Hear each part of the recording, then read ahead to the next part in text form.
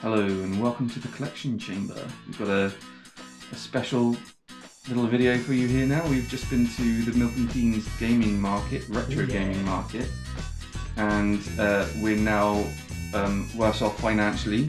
Spent a lot of money there. Kid in a candy store, is it the right thing to say? Yeah, it was. I could have stayed there and spent everything I ever had. But yeah, so we're just going to give you a rundown of what we actually bought. As you can see, first item, we have the Gamer Mystery Box. Will be probably not going to be that exciting, but we're going to open that later, just to see what it is. Stay for the mystery. Yeah. First up is a Super Nintendo game. This is Plop. It's a platform game for the Super Nintendo. I've got the box somewhere at home, perhaps with the manual as well, but I've not had the actual game for the longest time. Don't know where it went. £6, not bad for a Super Nintendo game. It's needs a bit of a clean, but still pretty cool. It is now complete. Yeah. I also went all out on Dreamcast. Sports title, don't usually go for these, but it's a futuristic skateboarding style called Trick Style by Acclaim. Don't know how good it is. It was only £2, so I thought might as well get it. It's It looks cool. The box is in pretty decent condition, all things considering. Acclaim title. They've been gone a fair while, haven't they? Yeah, well, they're hit and miss with the quality of their games. Next up is a game that I've already got on GOG, I believe, and that is Slade Zero. It is it's an action game, first-person shooter, pretty decent. The warrior of the future. Yeah. How are we doing voices during this? Please don't. Yeah, so that was a good price, £10, so there's that one. Next up is a game that I should have had back in the day, and that is Choo Choo Rocket. And this was initially given free to European Dreamcast owners during the time when the Dreamcast was struggling, but I was too slow to actually get it back then. I was in the middle of uni. But this is quite a fun puzzle game. Yeah, so that's Choo Choo Rocket. It was a good price as well. Titles. Yeah. Next up is a game that I've been looking for quite a while for a decent price, and I got it for a decent price. And that is Floygen Brothers. This is another Sega made title. It is a platform adventure game. It's not your traditional 3D platformer.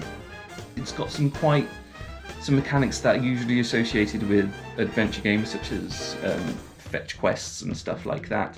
But it's a game that I quite enjoyed the demo of. Did they back make in the more day. of those? I see it says episode 1. It says episode 1. This was the only episode to ever come about, but it's an interesting title, even if it failed financially. Now, a couple of PlayStation games. It's Evo's Space Adventure. This is another 3D platformer, which also came out on Nintendo 64, but the PlayStation 1 is a lot cheaper. It's quite an unusual mechanic in that you can, if it's the one that I'm thinking of anyway, where you can pretty much control any kind of robotic animal at certain points in the level. But it's quite an interesting 3D platformer. Not too bad. And then a couple of Japanese games. Bomberman Wars. This one never came out in the West. It's a Japanese exclusive PlayStation 1 title. It's a strategy RPG in the Bomberman universe. Oh wow! Had a good price for it. There is an English translation patch out there, which means that I will probably be able to play this, and I look forward to actually playing it. Yeah, maybe a let's play for that one, he thinks. Maybe, we'll see.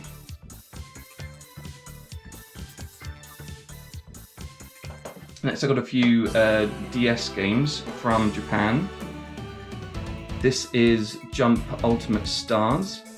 It is a Super Smash Bros. Style fighting game using all of the characters from the Jump anime series like Ultimate Warrior and Naruto. Just of an all-star there. So it's quite an interesting title. Quite curious to see how it actually plays on the DS.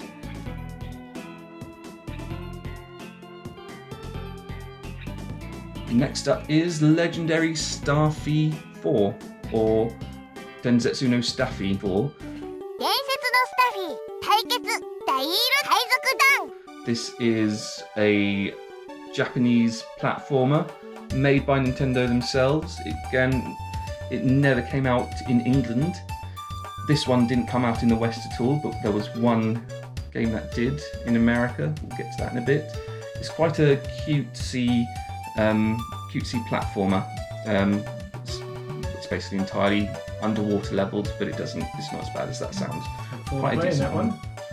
Yeah, and last Japanese one on the DS is Densetsu no Staffy 5, this is the one that came out in America.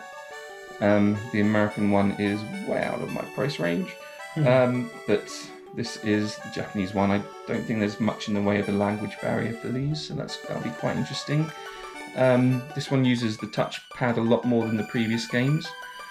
This is a series that I've always lamented that never came out over here. It always looked interesting to me. It's made by the same people who did Kirby. Oh wow. And you can probably tell by the design. Yeah.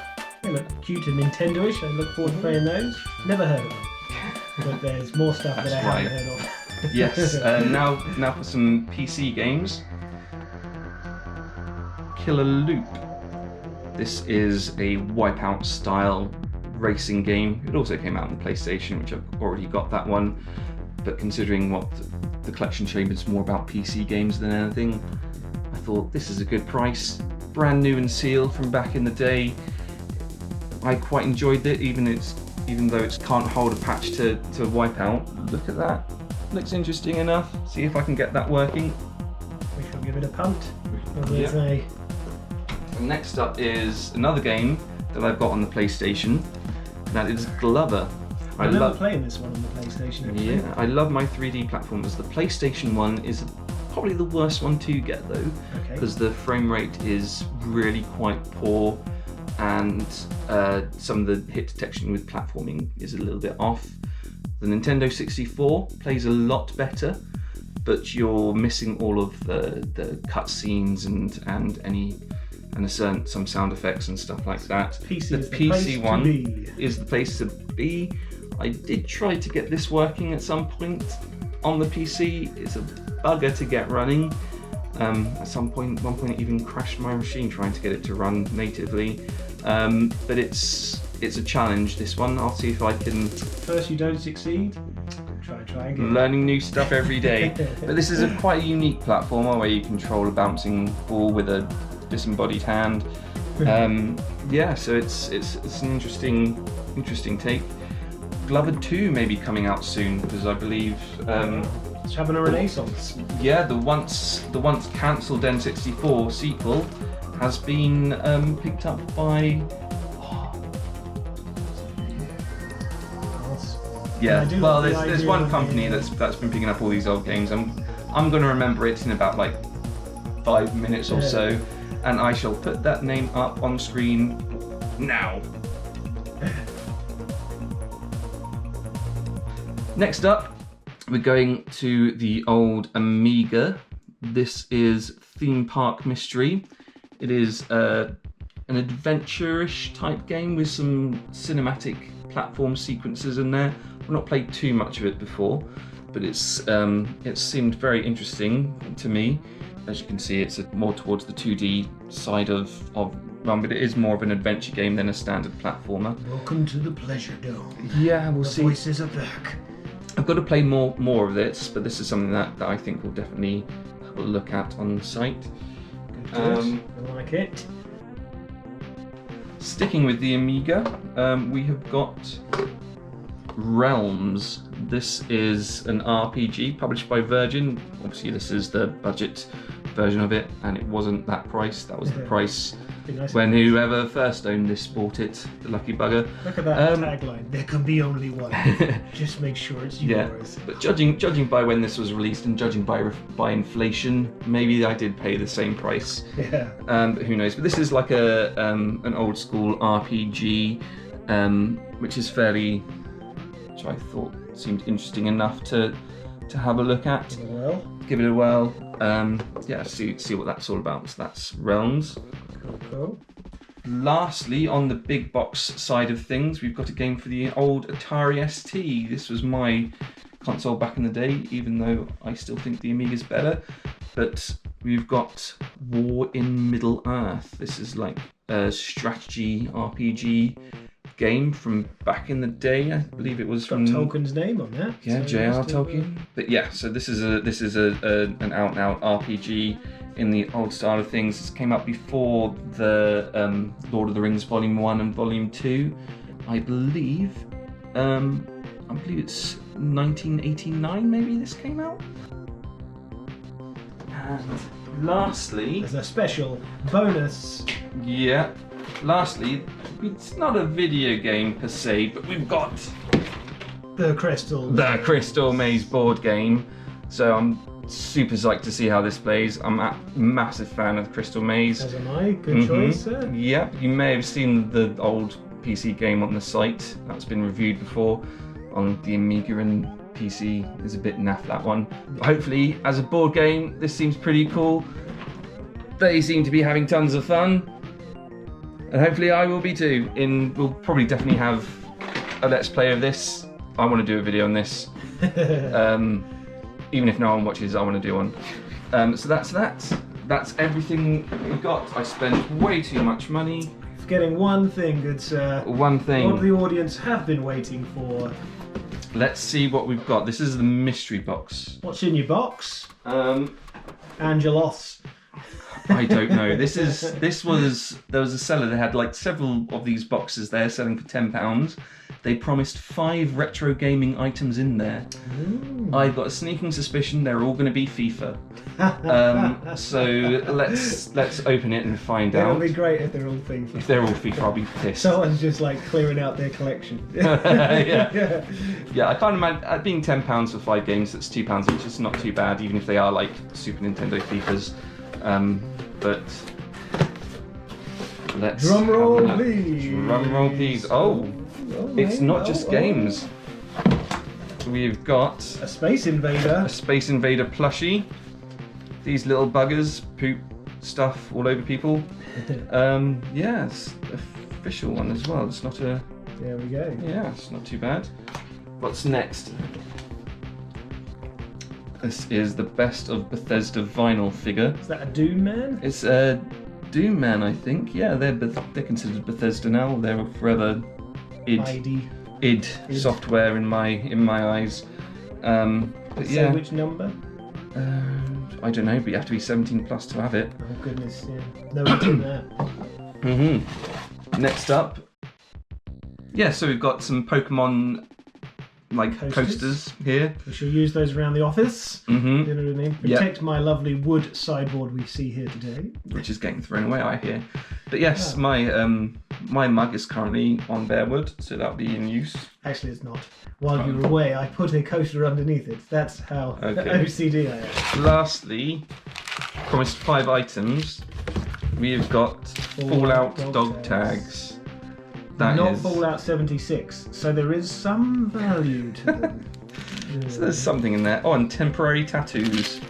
Halo 5 tattoos. So this isn't exactly what I was thinking of. This is more like kind of geek memorabilia. I was kind of hoping it would be one of the ones, an excuse to get rid of the games no one wants, maybe. Well, it wasn't FIFA. There was no FIFA, so that's a good thing. But if it was FIFA, I was kind of hoping that I could have flashed like a translation of Live a Live or something on there.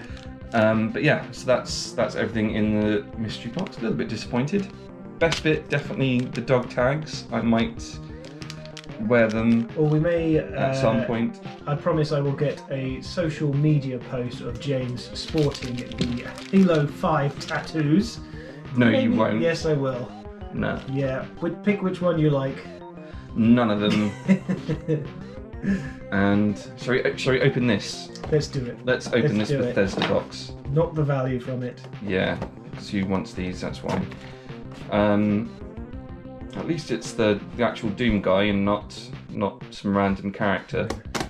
But is it the Doom guy? Because they had two on the front, which look like the Fallout guy. Maybe it's The just Brotherhood of Steel. Yeah, maybe it's just like a random thing. It's like one of those mystery boxes in and of itself.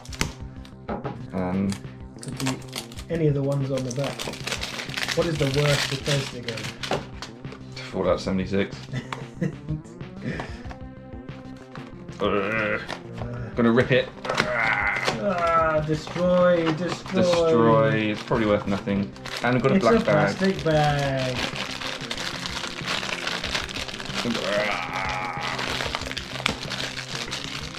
Oh, it's a dragon.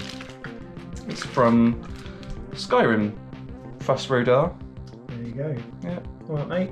How's it going? Yes, I'm here. There you go. That's our pickups video.